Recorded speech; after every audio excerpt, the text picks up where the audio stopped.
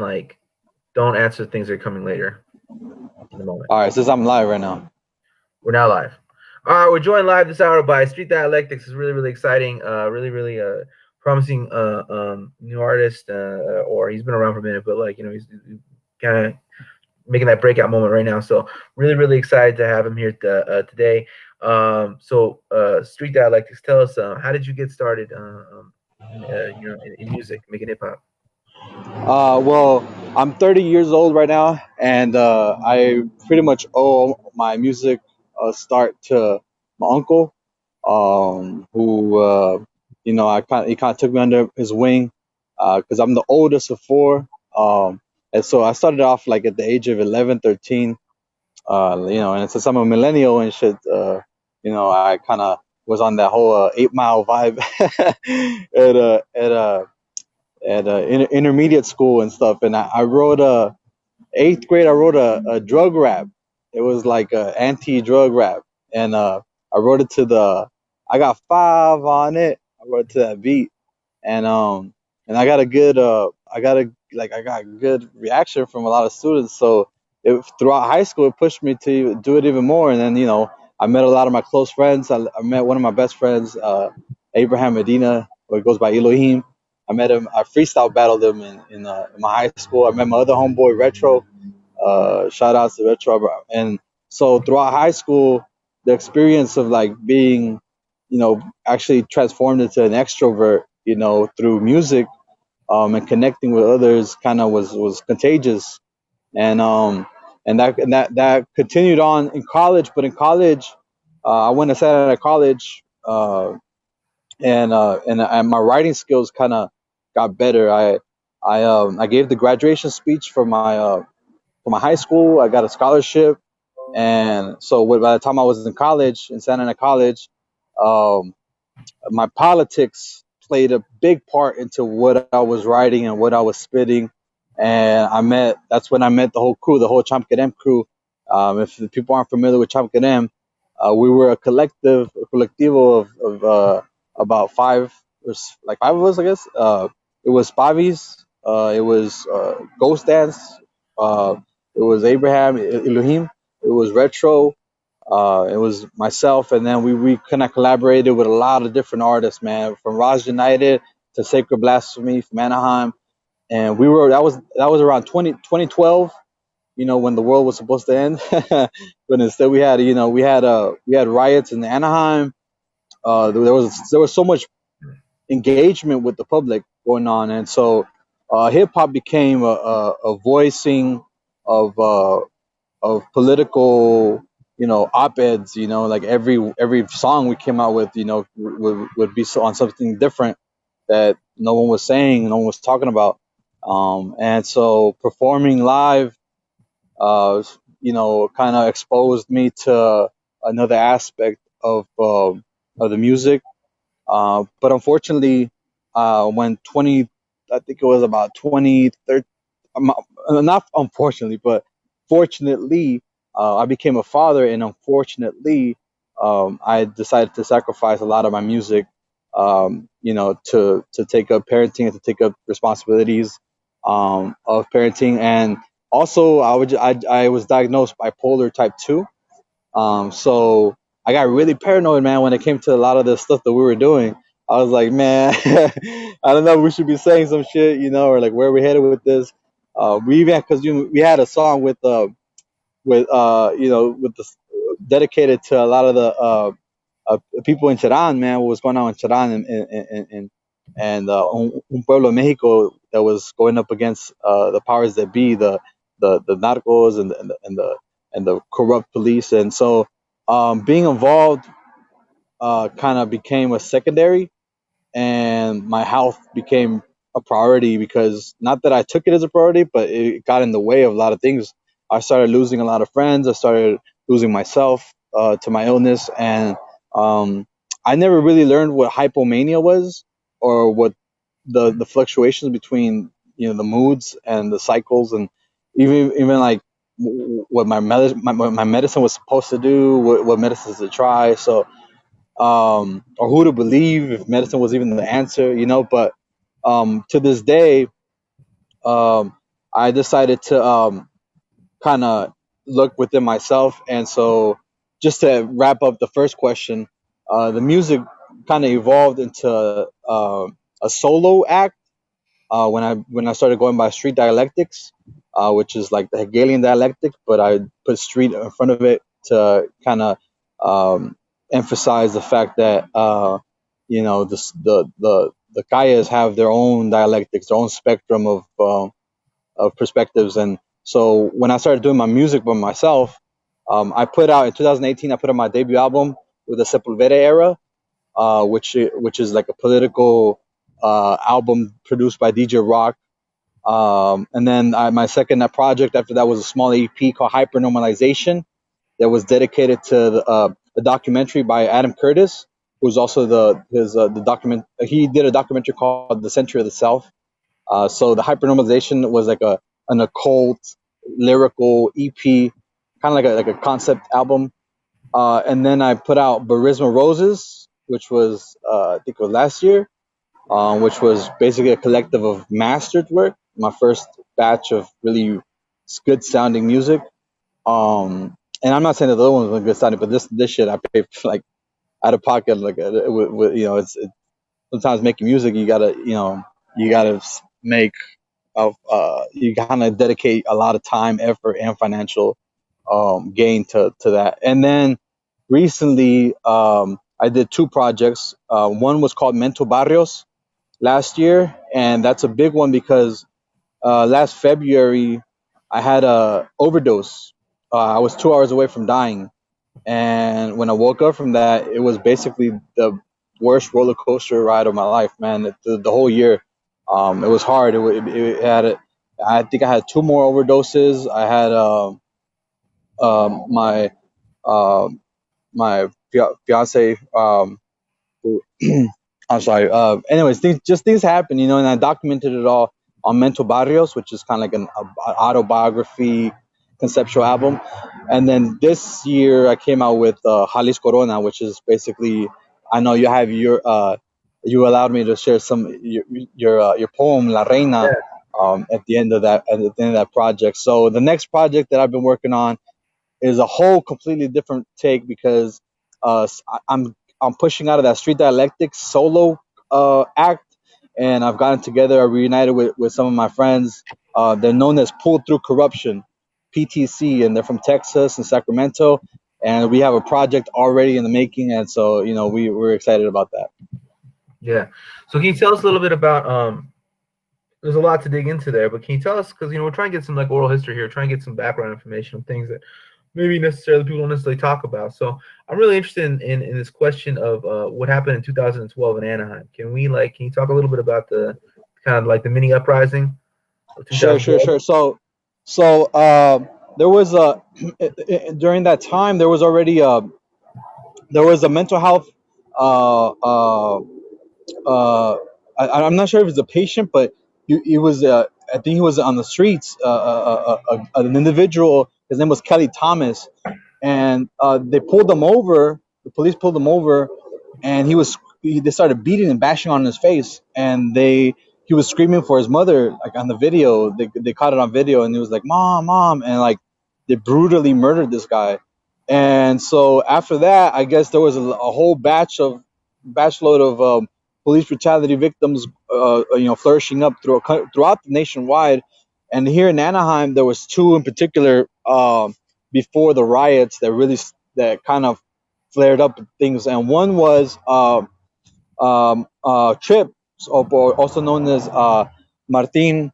Well, I don't know if I don't want to say like names and stuff, but he was shot in the back in an alley.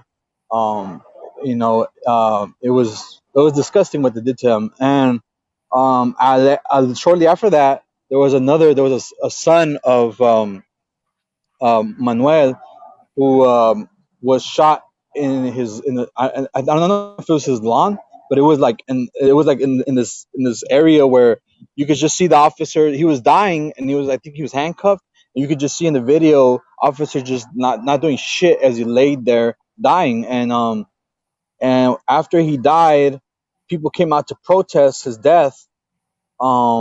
and the police officers, they let out canines, and the dogs actually attacked like women, and well, I think one of the women had a child, an infant child. So like this is all caught on video, this is all documented. But when the riots happened, it was a huge protest in the streets, and I think people were like,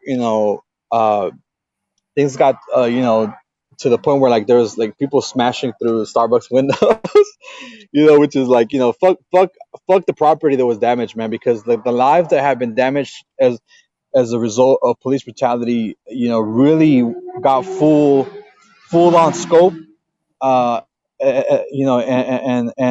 people, I know that the groups like Black Lives Matter, became big after that, and police brutality became a front center issue. But I just find it sometimes ironic how some of these Blue Lives Matter or All Lives Matter people want to kind of degrade someone saying Black Lives Matter, as if like, as if we really have to incorporate anything else when kind of stating that, it's just like, recognizing and acknowledging the fact that I'm not, there's a big time conservative, what's his name, man? There's this guy, I don't know what his name is. He's a pundit, and a lot of these conservative pundits, they give out statistics like saying that black on black violence is more of a problem, and saying that they always want to debunk kind of these police shootings. But they I've never, even if you can debunk two or three or four or five of them, I never get it, how someone can kind of frame the police brutality issue as if it didn't happen, or if none of these, if all these things were just like facades, or like, not real, like not really happening. So it's kind of, it was a big issue, and shout outs to everybody who keeps fighting the fight. One of the mothers of the victims that I'm talking about, her, she started a group named Young Survivors Legacy, and they did a lot of good work. They were bringing together the families of police brutality victims, and I think right now that, if you want to connect to their channel, they go by police brutality. Police brutality is our reality. I think that's the name of their channel.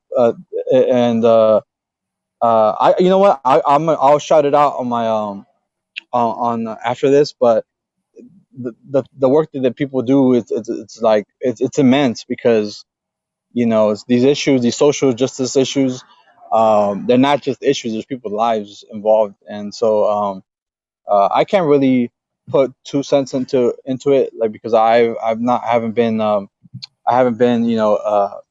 involved a lot with when it comes to that. But I do remember a lot of the people that did put the work in, Yeah. and shout outs to them. So yeah, so again, like we're just trying to like get to, it's not necessarily get the, I was there kind of Yeah, thing. yeah, yeah, We're trying to get to yeah, like yeah, the exactly. general Yeah. background, because oftentimes we don't talk as much. I mean, like when we think about police brutality, oftentimes, um, even when talking about it within the Chicano community, we usually think about it in LA, and even then, like kind of more of the east side of LA, and everything else gets kind of ignored. Um, but the lucha is everywhere, right? So like talking about the fight, the struggle there in Orange County, is something that definitely want to get more of in this series. So can you tell us a little bit? Were you around during when Trump came to Costa Mesa? Well, I wanted to say one thing. People, if anybody is interested in seeing what happened during that time, Al Jazeera, the network, they did a mini documentary on some of my friends, Sacred Blasphemy, and they documented the whole thing. Is called A Tale of Two Cities. So if you put like on YouTube, Al Jazeera, A Tale of Two Cities, Anaheim, you'll find it, and it's a badass documentary. It documents what happened there. And then to answer your second question, Trump. I've never been around Trump. I think he's more contagious than the coronavirus, so I'll stay away from Well, him. I mean, but there was a big reaction when Trump came to Costa Mesa, and they were like flipping over cars and shit. Do you remember that? Yeah, no, I don't. I actually don't. So that was the Uh, closest he got to LA, but during his presidential run.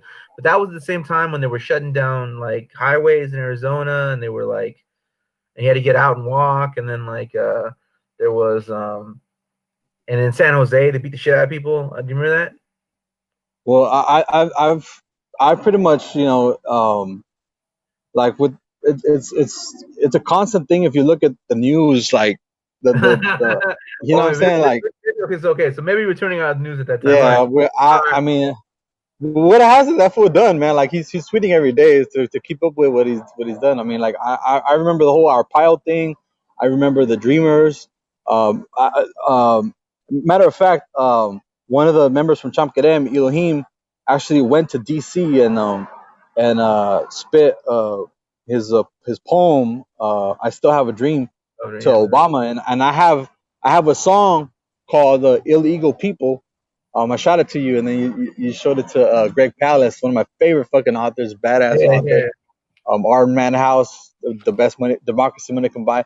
And on that song, I started off with an interview that Obama had with Jorge Ramos, and Jorge Ramos calls him deporter in chief, and so a lot of the politics that are going on today.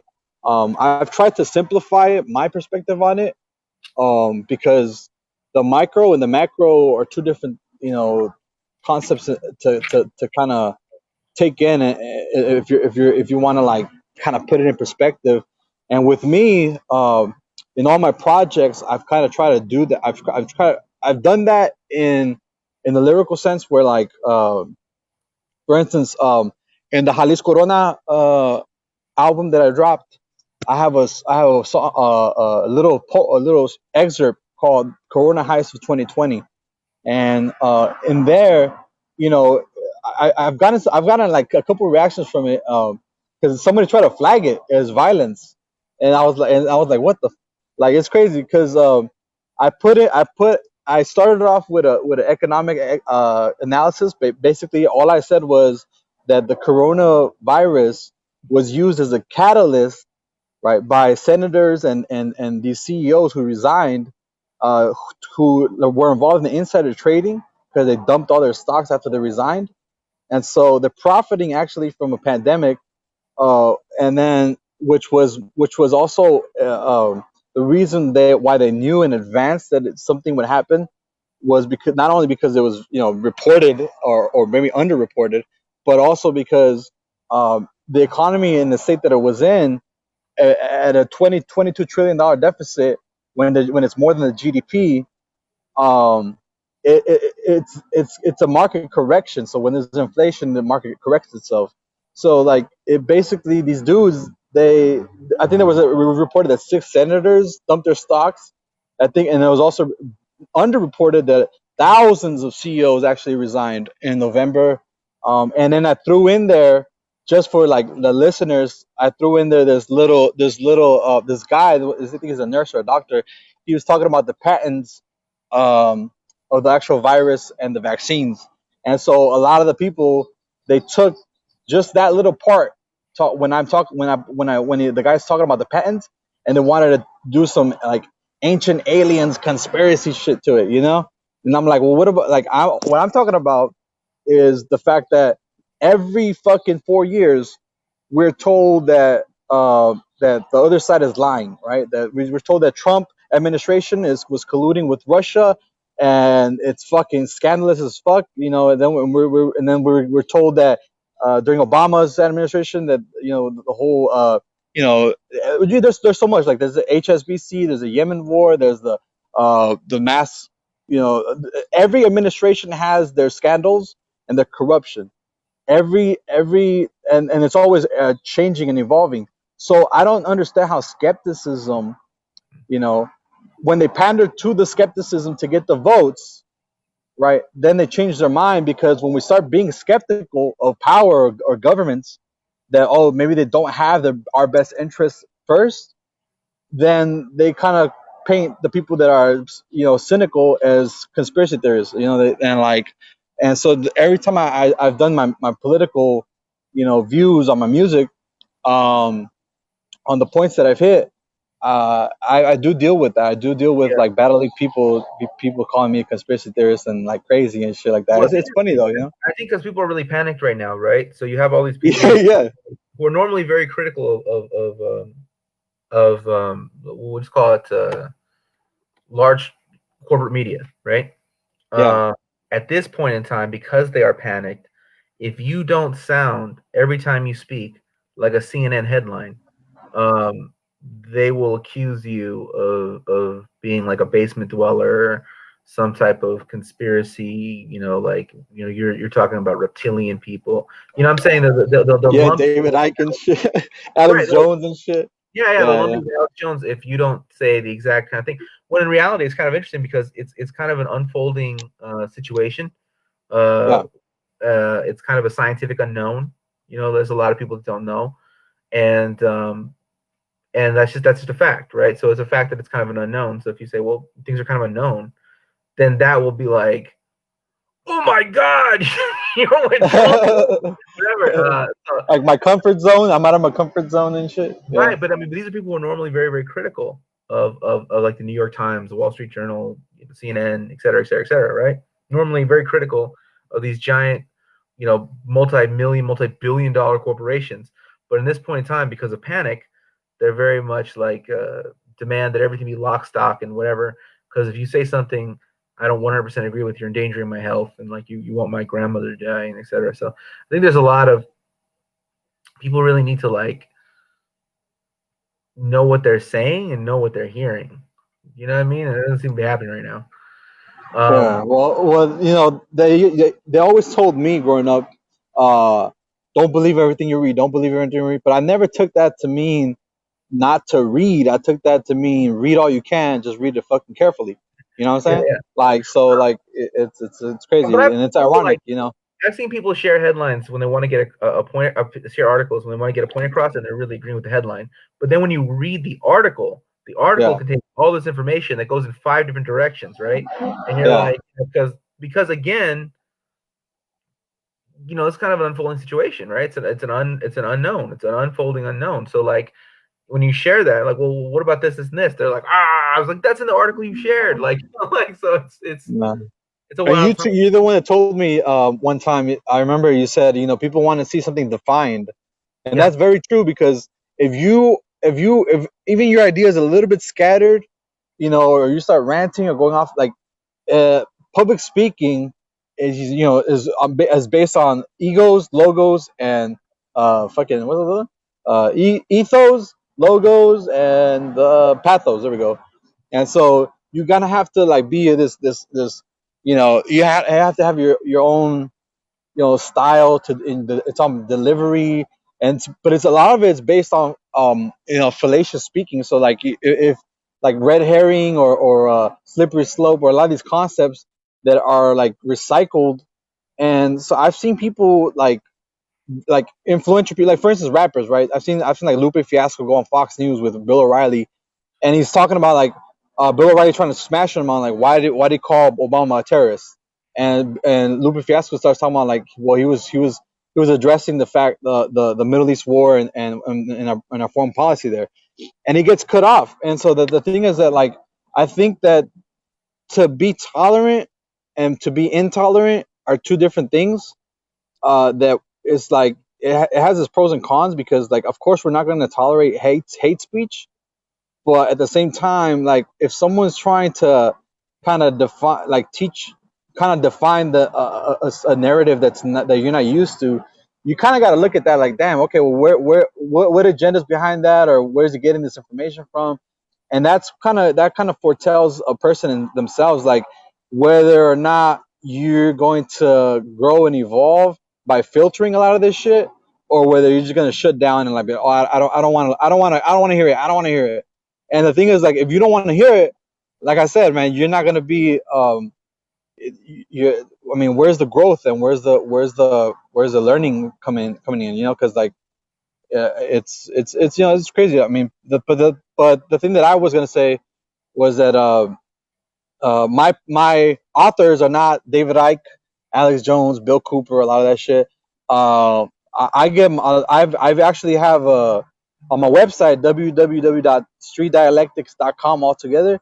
I have my research on there, and I'm working on a book.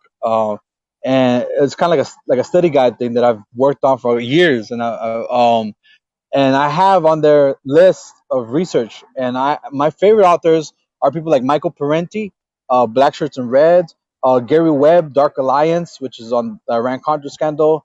I like Alfred McCoy, who did the politics of heroin. Daniel Hopsicker, who did Barry and the Boys. So there's just so many. There's so much. But the thing is that like putting together a lot of your research has to come from taking the time to actually think for yourself. So like I'm not trying to implement or impose my will on anybody when I'm doing my music. I'm just giving myself a microphone to voice what I've learned and saying, look, this is what I learned. Like I learned that like I'll just throw on random shit and I'll put it together in a concept, and that's it. That's and I like being a poet or being a rapper rather than being some scholar or academic, because when you're in that realm, everybody wants to debunk your shit. Everybody wants you to source your shit. Source it. Where'd it come from? What is it? And when you're a poet, though, everybody can suck a dick because you're just like I'm gonna say it this way. I'm gonna say it with a passion, and you're gonna listen. And whether you liked it or not, it's really not really not really relevant. So like Yeah, yeah, yeah. I enjoy doing that, and I've seen what you've done with your work, and it's unspeakable, man. It's indescribable. Like I bought your book, by the way, Mowing Leaves of Grass. I listened to how you got the actual title. It's based on the. I think you said it was based on a famous. It was like a it was like a racist, like old school racist standardized book, like Mowing Leaves of Grass comes from the book Leaves of Grass by Walt Whitman, which is like considered like the number one piece of American poetry. And Walt Whitman was a huge advocate for the Mexican American War as well as Manifest Destiny and some other ugly and a bunch of other ugly shit. I mean, there's a bunch of other, but like where I come into the whole thing is that this guy hated Mexicans, right? And everything else is kind of and more and more and more, right? The major thing with me was that, and so that's why I wrote the book called Mowing Leaves of Grass, because it was like leaves of grass, fuck you, man, mowing leaves of grass, right? And the whole idea behind that is that yeah, maybe he was a very talented guy, sure, but like, what do I fucking care? I mean, the world's full of talented people. Like like you be a talented person, you fucking shit on my fucking front door. Like we're coming up. I don't care that you're talented. We're gonna have problems, right? So like, yeah, so that's why it's called Mowing Leaves of Grass. And I also like I'm the type of person that when you pick a fight, you like pick a you pick a good one. Like you don't like like how would I choose your look? battles wisely.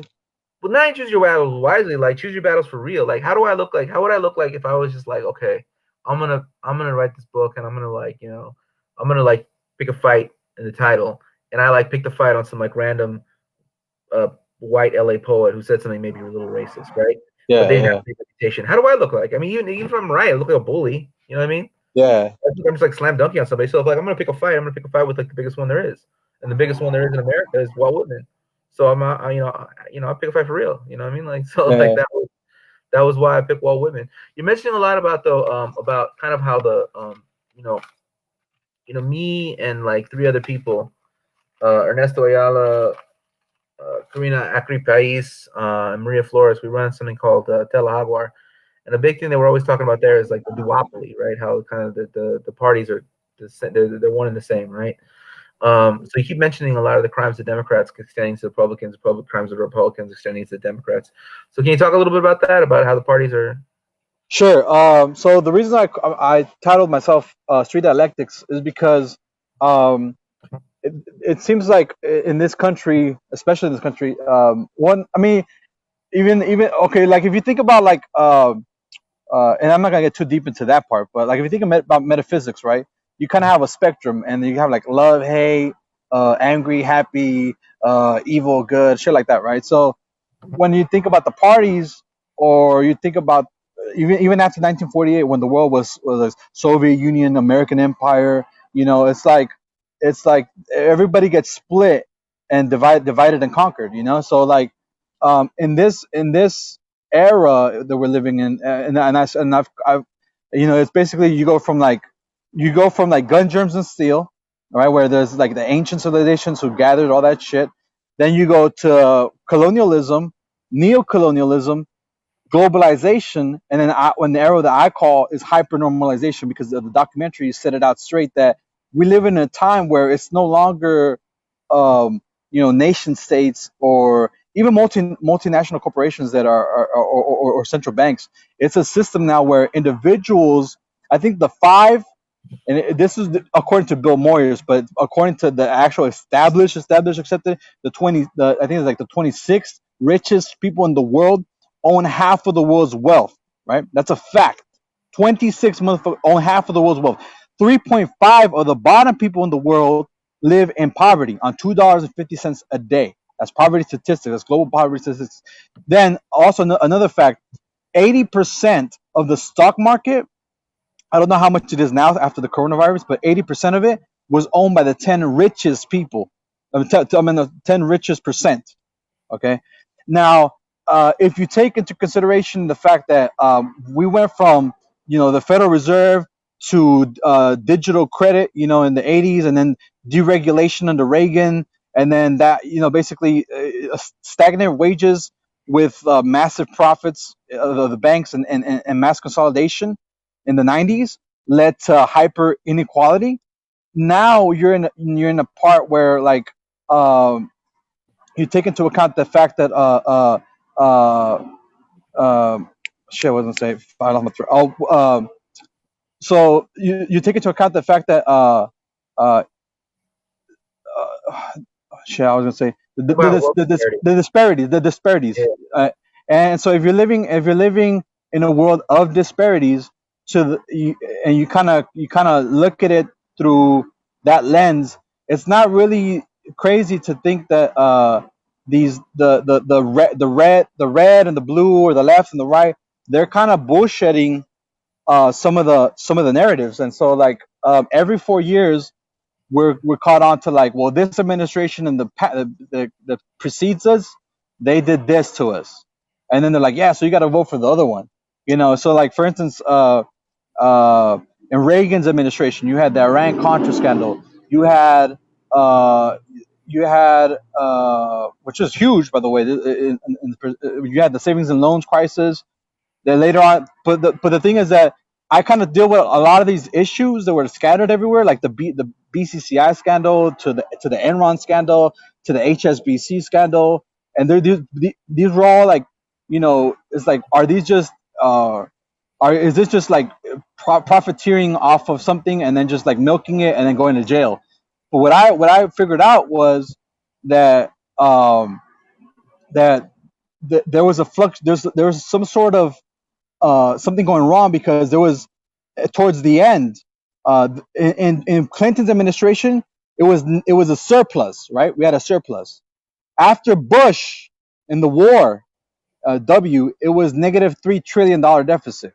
After Obama, there was negative $18 trillion deficit. That was after austerity measures. That was after the huge bankers bailouts, where the banks took the money and actually consolidated their wealth instead of loaning out back to the consumers. And so then after Obama, Trump came in, and his national budget actually was, I think it was, he took out 1.15 trillion, and 56 to 59% of it went to military defense spending, which means that if my mother owes $21,000 and she wants to build a fence and she wants to spend it on a gun and guns and buy a bunch of guns, how the hell are we going to create the capital to repay that debt? There is no debt. There's no capital gains. After Obama, when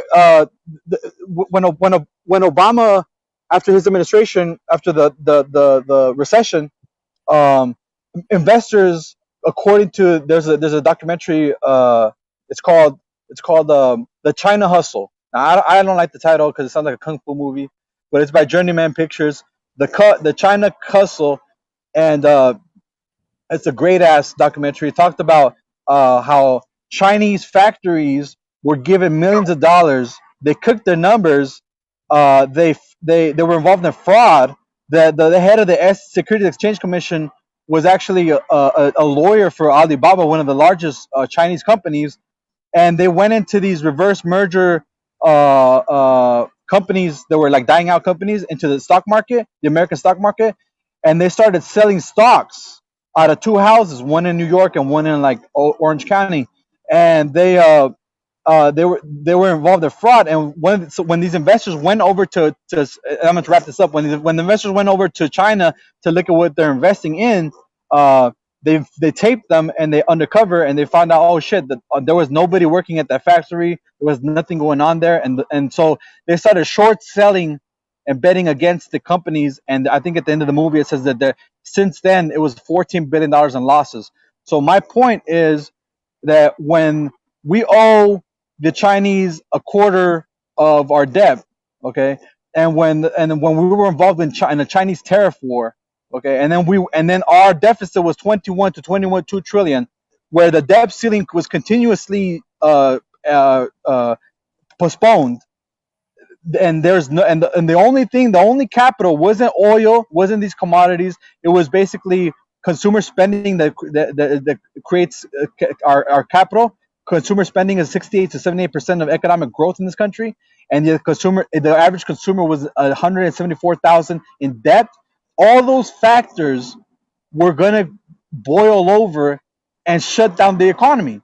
So I don't know, and I don't care where or what. Like, I don't know if it was Dr. Charles Lieber who was arrested, by the way, for fucking Chinese espionage and all that bullshit. I don't know if it was all this conspiracy theory bullshit. That people were saying like all this 5G stuff. I don't know, but I know the fact that the pandemic was factually based, utilized, all right, as a catalyst to people to profit on. And you can look up the six senators that were involved in insider trading. You can look at the thousands of CEOs that dumped their stocks. But after that, if people are trying to ask the question, well, why did the economy shut down? I mean, the economy, regardless of the pandemic, was going that direction already. And I mean, we were losing a trade war with the Chinese. And I guess like if people don't know about imports and exports and how important it is, or you even mentioned to you taught me one thing too. You taught me about the 1.4 quadrillion dollar derivatives market, Yeah. which is a market on side bets. Yeah. 1.4 quadrillion. I mean, there was a on my channel, by the way. It's on YouTube, Street Dialectics. If you go on my channel and you go to my playlist, there's one on politics. It's a chronological order thing. You could look at there's one I put the Corona heist uh, playlist. A lot of these issues, I just, instead of me making videos about them and being called crazy, I take from the experts. Like Robert Reich, for instance. He was the Secretary of Labor under Clinton, and he has a documentary called "Inequality for All." I mean, the dude was a Rhodes Scholar. So I'm so glad when a lot of these experts come out here and they do real research and talk about real issues, okay, and they can't be touched. But when I say some stuff on a song or whatever, or I do a little excerpt, on a song, then people want to flag me for like conspiracy theories, like fuck you. So that's what I got to say on that macro perspective Yeah. of what's going on right now.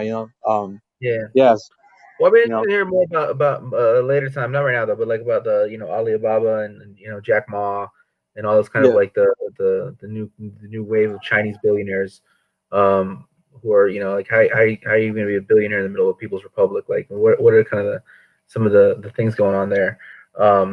But I want to move on from talking about this stuff to talk about some of the projects you have going on. So can you tell us about Mental Barrios? Yeah. So Mental Barrios. Well, when I so in 2010, um, my ex-wife had a miscarriage, and I had a kind of like a mental breakdown, and I ended up being diagnosed bipolar type 2.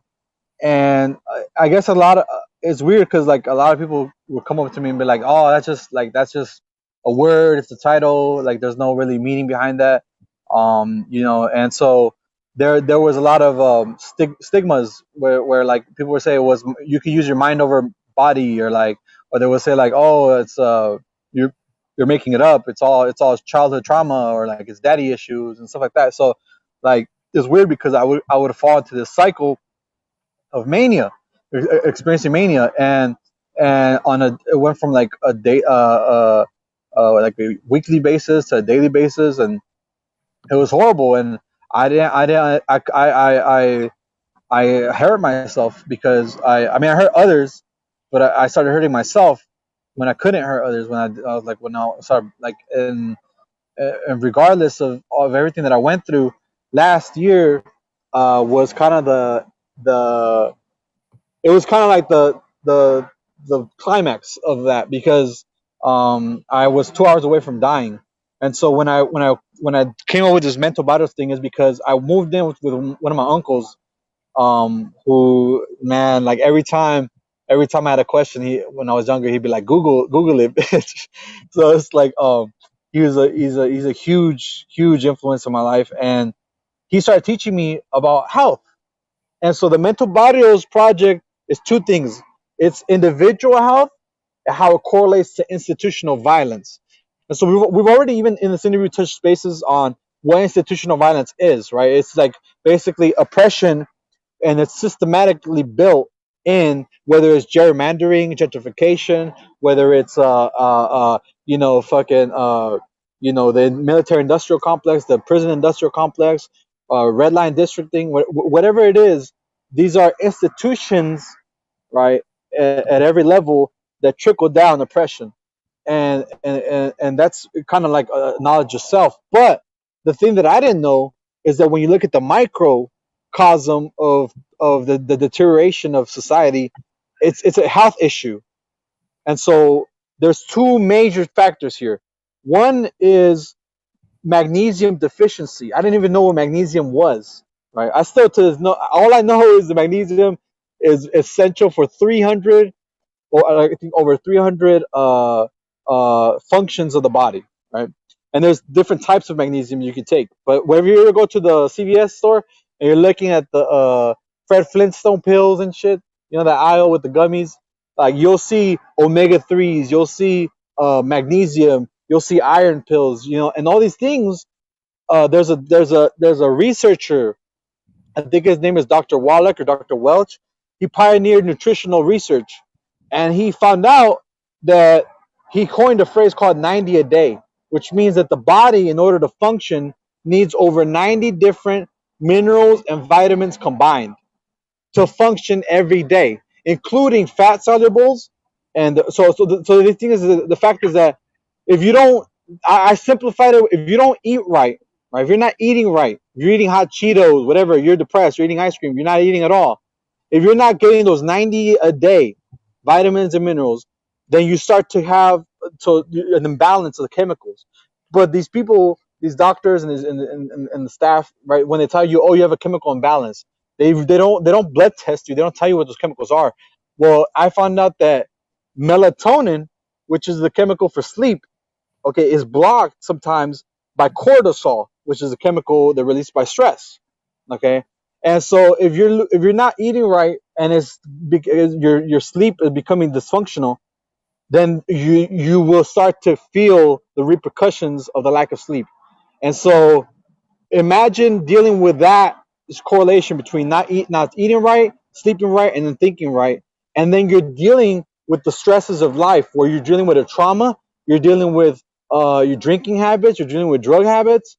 You become essentially a spiraling cycle down, because you're gonna be eating less and less as you get more depressed and depressed. And so I looked at that and I was like, damn, like, they say cognitive behavior therapy, which is the main therapeutic, exercise for someone like with bipolar disorder or like with mental health issues, that's even irrelevant at these manic states. So when I get manic, and I do get manic, when I get manic, sometimes like it's kind of like blacking out, man. It's kind of like, you have to fight it.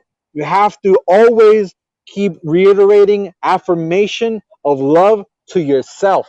no matter if there's people saying that guy's crazy, no matter if the people saying that guy's an asshole, no matter, it's very hard for people because self-esteem is one thing, but health is another, dude. And so like basically like the mental vitals project was my attempt to kind of draw upon those two concepts in individual health and institutional violence. And shout outs to Street Poets Inc., which is a nonprofit in LA that emphasizes and utilizes poetry and hip hop as a means of recreational therapy for even high school students and people in the community. So like I did get exposed to them as well.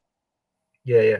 So can you tell us where we can find a way to connect with you and your music and what's going on right now?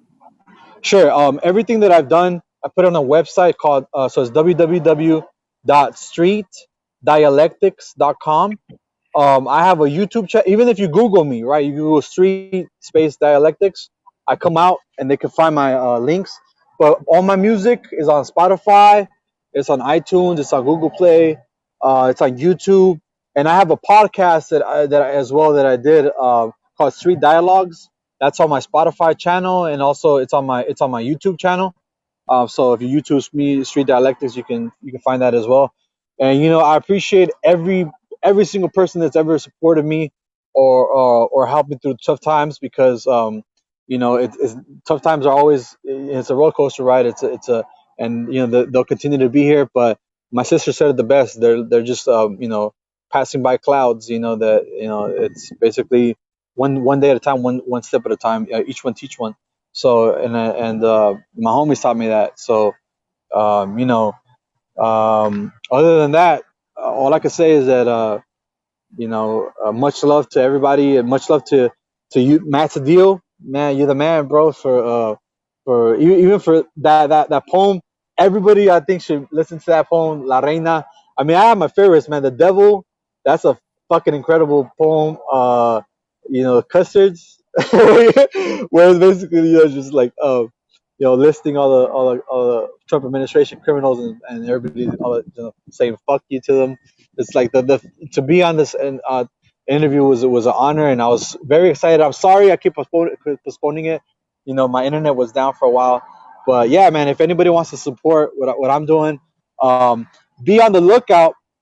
Shout outs to Pull Through Corruption. That's my homie Theater Mutiny.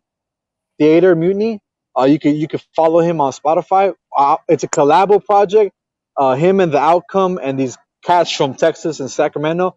I found a big batch of music, and we are putting together our music with another one of my friends, Amaru, like Tupac Amaru. You can find him on SoundCloud, Dystopian Blues, and yeah, all of us we're coming together now as a collaboration, as a group, and we're gonna put out a project pretty soon called I don't want to spoil the title, but All it's a right. project. I Stay got tuned. work Stay coming tuned, in. everyone. Stay tuned. Stay tuned. Stay tuned. All So right, I really appreciate you coming on for this hour, Street Dialectics. It's been a real honor, and it's been I'm looking forward to all your new projects, and I have no doubt that you're gonna be able to open a lot of doors for yourself through your art and through writing political art. It's full of facts and information. It's a matter of time. gracias. Thank you so much, man. Thank you. I appreciate it, man. All right, Yeah. man. Well, blessings to you. And if anybody else wants to check out one of the best fucking poets of the country, I'm gonna let them know right here, dude. Untouchable, Massadeal.com, and check out Mowing Leaves of Grass, man. It's fucking worth it, man. So, all right, man. Peace out, Matt.